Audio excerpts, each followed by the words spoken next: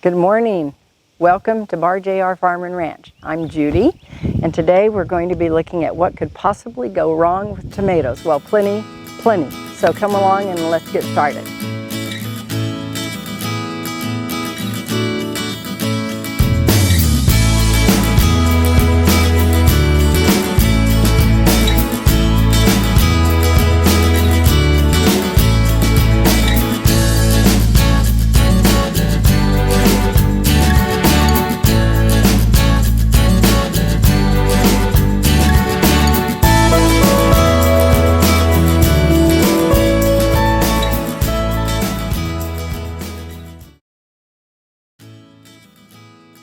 Here we are with the in-ground beds. We're in North Texas, which is definitely in the south, and I want to talk a little bit about tomato varieties and what can possibly go wrong. So come take a look at this. These are Amish paste, and I don't know if you can see, I have one little tomato that's starting here, lots of little blooms at the top. Nothing else has bloomed. Then when you move over to the San Marzanos, I've had lots of harvest. There's plenty more tomatoes coming on and lots more inside there. So the thing is, the Amish paste is not working very well for us, and I think it's because looking at the paperwork and all the research, it's pretty much based for the Northeast. So that is not a good variety for us. So here's my San Marzanos, and on the other side I want to show you the Romas. They're completely loaded. Now this is our in-ground bed, and I'm sure you can see these are all the Roma tomatoes, and it's loaded and it's already had a big production. So I've already harvested many tomatoes, and it's got a lot more coming. And the in-ground bed has not caused any problems at all with what we call blossom end rot. But as I take you over to the raised bed, you'll see just what's happened over there.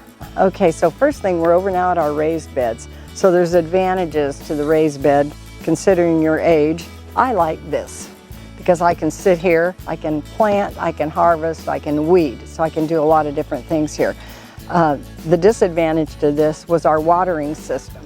So when we first started, our watering system wasn't working that well. We have drip here, and so it's perfect, except the filtering system was all clogged, and so consequently it was just barely dripping out. So that has since been fixed, and I started watering a lot. But what you'll see is that the very first thing that happens when you have a poor watering is this, blossom end rot. You have it here, you have it over here, and now once I started watering, you have beautiful tomatoes with the bottom is just perfect. So watering is critical. Of course, we feed them too. We use organic food, garden tone, and we keep everything full of nutrients. So when you stand back and look at this, these were all Roma tomatoes in here. Look what damage we have. And you'll see from what it is, we have a hornworm. So he has done a tremendous amount of damage. And you take a black light, you come out here at night, and you can find them very easily. They literally glow in the dark.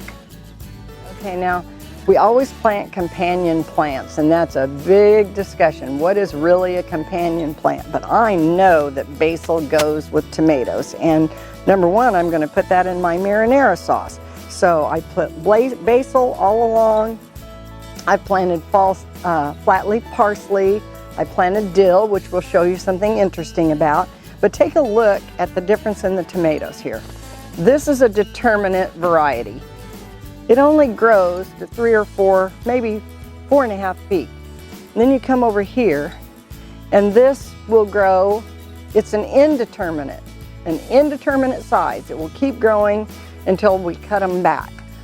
Personally, if you're going to grow for preservation, like we're doing marinara, stewed tomatoes, salsa, the determinate, they all come off at approximately the same time. All the tomatoes will harvest within about 3 weeks of each other.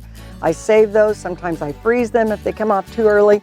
and then I can harvest everything within 2 days, and I can preserve it within 2 days. So consequently, it works better for us than an indeterminate. Not to mention, you have to have a pretty strong structure.